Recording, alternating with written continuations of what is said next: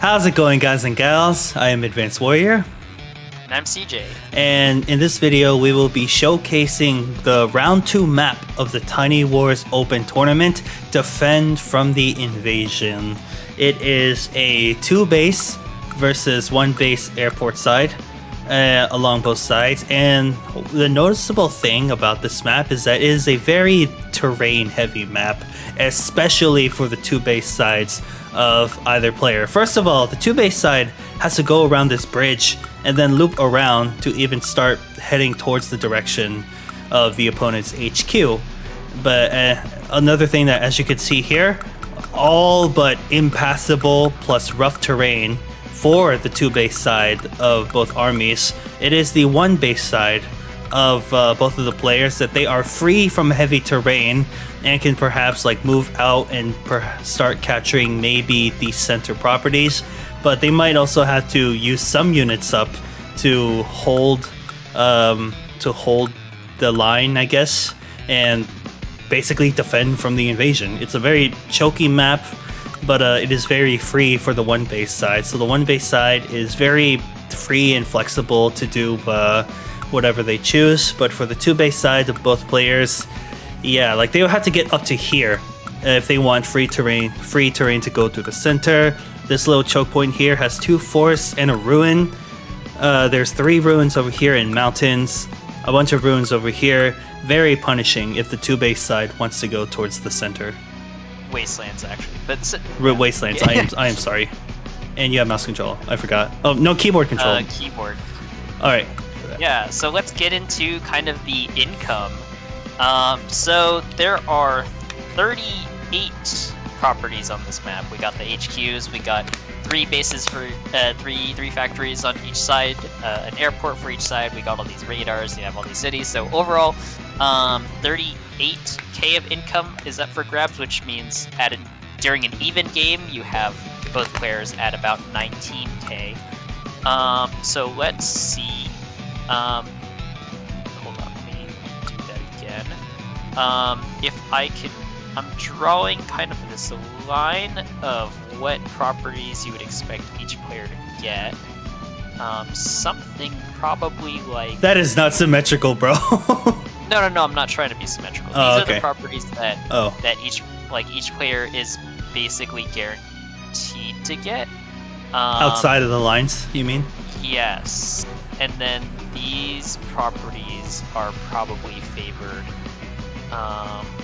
towards these players, I believe. You would kind of expect something like this. Yeah. That's about right. Sense. Yep, that looks about right. So I think mainly though the definitely. What the heck? I think I clicked Control R Why? to reload the page instead of the other thing that I was trying to do. I didn't even know it could do that. Circle this. That's what Control R does? Yes. Interesting. Yeah, so these are probably the main areas that you're gonna see fighting, for sure. But there might be a little bit more fighting. There might be some fighting in the center, but because of the kind of dynamics that Advanced Warrior explained with the terrain, it's a lot harder for the 2-base side to break into the center. So they're inclined to go down here to this radar. And the same is said for Blue's side, over here towards this radar. So overall, quite interesting dynamic. You do expect to see blue push up on the left side and then red push down on the right side. But yeah, so I drew up those lines, but that definitely shifts over time. And yeah, I mean it's basically, as the name of the map suggests, you defend from the invasion, or at least attack faster than your opponent. Yeah, there's those 2-base the 2-base sides. I did say that they are surrounded by heavy terrain, but the only clear terrain that they have is literally heading straight towards the enemy HQ. which is only defended by an airport and a single base, but that single base might want to invest some units into the center because they are a lot more free to go there compared to the 2-base side. So as for CO options, honestly, me and CJ were a little bit unsure about what COs are good here, but based on the past games that we have seen from this tournament and outside of this tournament, one CO that kind of comes into mind is Gauge because of all the choky terrain here, like especially these radars. They're surrounded by mountains and wastelands, so maybe an artillery over here could definitely like halt some aggression, unless there's like mechs that are like trying to go over the mountains. Another CO idea that came to mind are COs that have a huge CO zone, such as Forsyth, Brenner, hell, maybe even Penny, and maybe have them in an air unit so the CO zone can choose where it would want to go without having to go through such heavy terrain. Like the red base player one here could perhaps have a battlecopter fly over all this heavy terrain and maybe assist with some of the CO zones, and then maybe just come back around and like try to defend their 1-base side. But as of right now, large CO zones and maybe Gauge are the COs that come to my mind when it comes to what you want to play on this map. Yeah, there aren't a lot of particularly bad choices. Like even the air COs, I think, you know, may get some usage because of the heavy terrain, as you said. So that could be kind of interesting too. But of course, like a lot of the classics definitely work pretty well. Foresight, Brenner, Isabella, those types. Will could even work too. Being able to a little bit weaker than in Valhalla, for example, but still decent. Yeah, just like punch through walls if you're like being held back. Like obviously Will is great for that. He has offense and mobility when you use his power. Lin, same amount of offense, no movement though. But I could sort of maybe see Lin work because it is a little bit choky for the 2-base side to like even try to get to the 2-mountain radar area. But I know we mentioned a lot that the 2-base side naturally wants to go like towards the HQ, but it's not like they can't go in the middle at all. It's just going to take a lot of turns for them to get to that middle side, and unfortunately might cost them some tempo if they opt for that, unless they're holding off or attacking very well with their units. Yeah, let's see. I think another really big decision is not only just like which CO to choose, but also where to put your COs. Because you could put them on the attacking side or the defending side. I kind of bias towards the defending side because you can stop your opponent's push generally.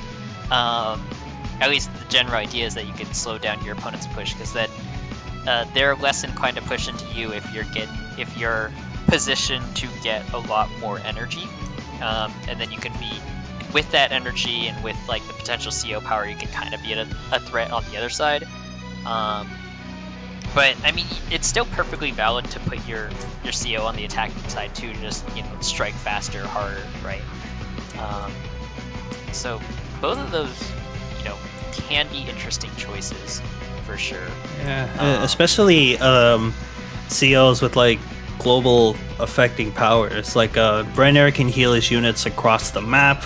Hawk and Mira also have global damage effects, so they could also be viable COs to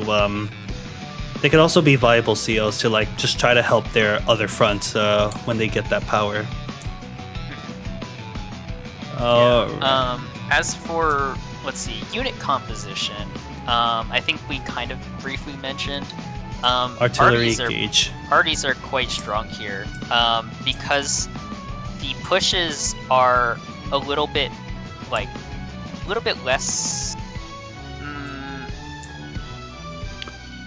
I'd say they're a little bit. You're not going to see as much of like reckless attack, I guess, in your pushes.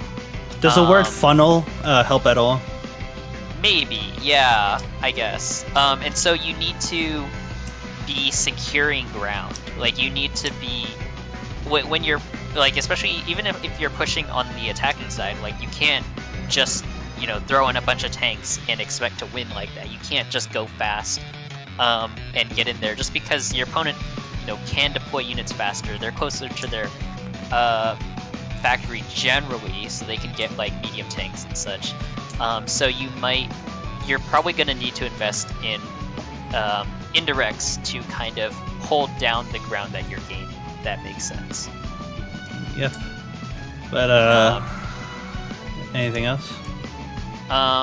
Mechs are quite decent on the defending side as well. Very cheap. You know, do the job, since their distance is not as much to the to the main battlefront. Yeah, that's right. Infantry and mechs, they don't care about all those heavy terrain that's like kind of surrounding the middle. So they definitely can opt to capture and not just have that one base side do all the heavy work with capturing the middle properties.